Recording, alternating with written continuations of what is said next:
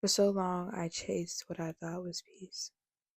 I turned to things that made me feel good in the moment, but somehow the emptiness always came back. Have you ever thought that you found peace only to realize that it was just a temporary escape? I'm sure we can all relate. I used to use marijuana like to give me peace.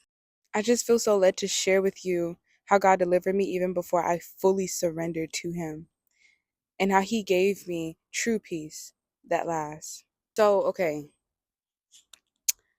let's break down the illusion of peace that you get from marijuana.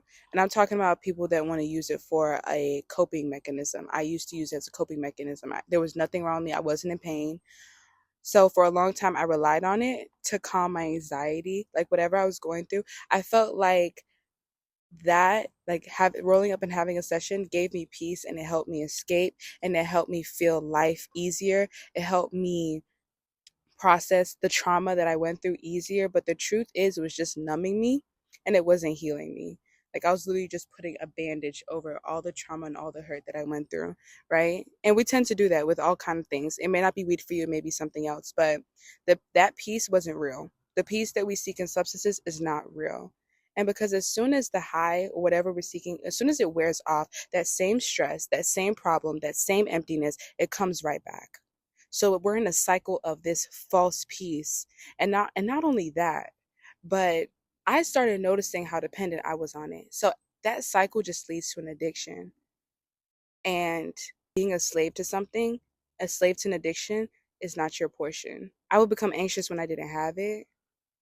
It was giving crackhead tendencies, but listen, I digress. I wasn't just smoking, I was chasing a feeling. But the more I chased it, the more I lost myself. Those highs also led me to binge eating, which was already a problem, but that already affected my body, my skin, my health, and I gained weight. Not only that, that was affecting my productivity. I was so sluggish. And then I soon realized like this is not helping me. This is actually hurting me. And I didn't fully understand it at the time, but looking back, I now realize, y'all, the spiritual realm is very real. And I'll quickly share this one encounter that made me realize how much the spiritual realm is real. So one day I was zooted very, very high, and I looked at my reflection in the mirror, and what I saw shook me to the core.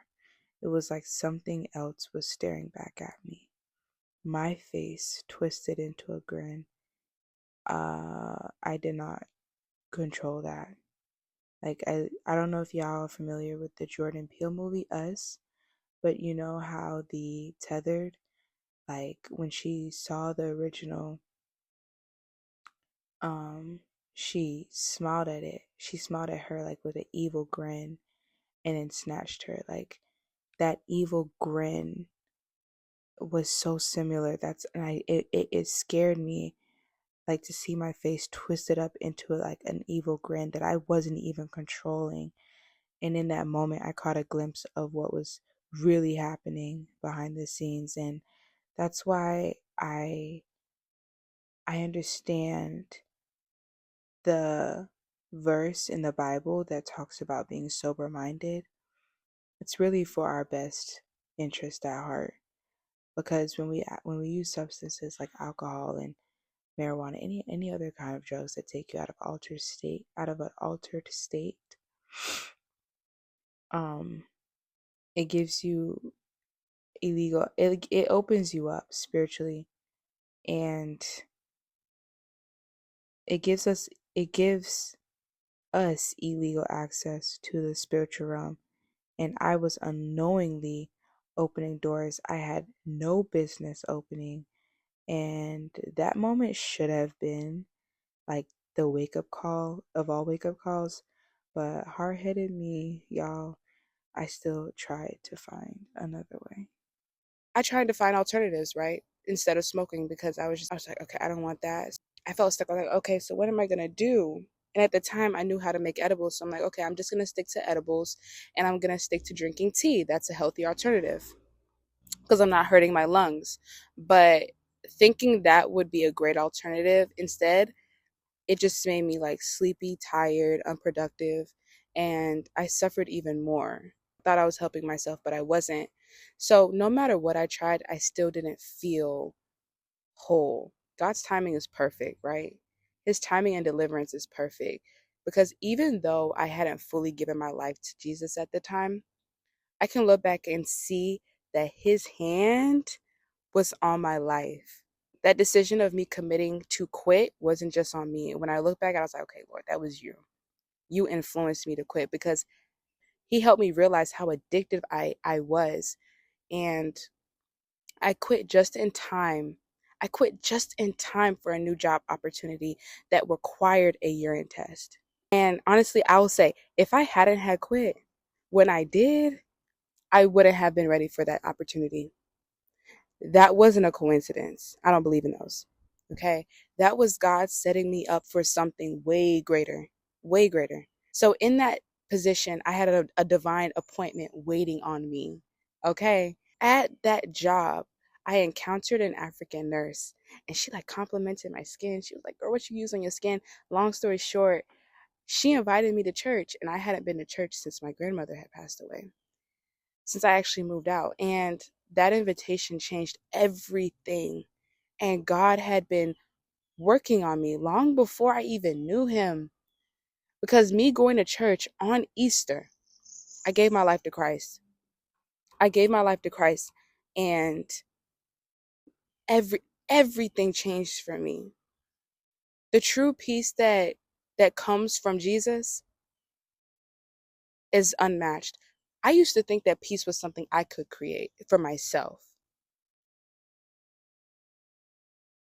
through like yoga, meditation, and all the things, but truly that just distracted myself. The difference between what the world's peace offers and Jesus is that his peace isn't temporary, it's eternal.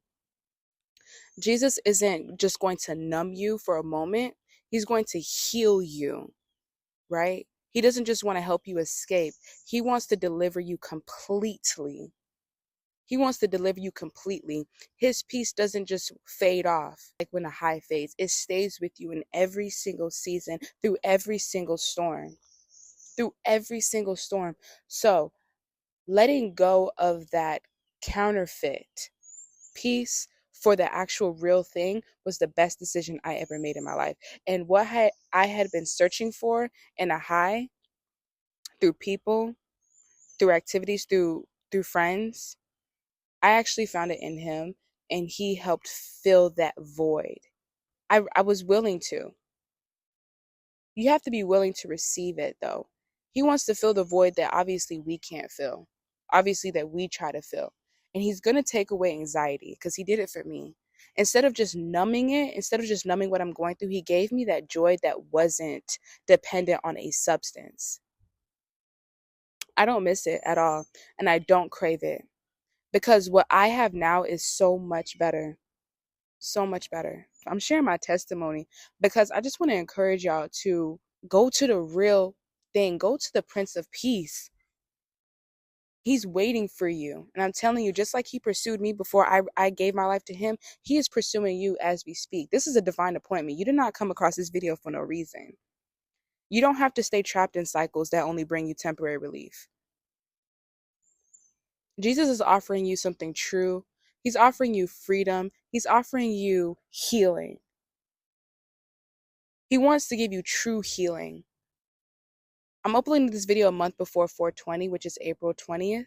And if you're really in the 420 community, you know 420 is the day that you would all get together and smoke. But this year, 420 is going to be different. It's going to be different for you. And I'm prophesying that over you because instead of lighting up, we're going to lay it down and we're going to chase another high. We're going to chase heavenly heights. Yeah, we're chasing heavenly heights, not temporary highs.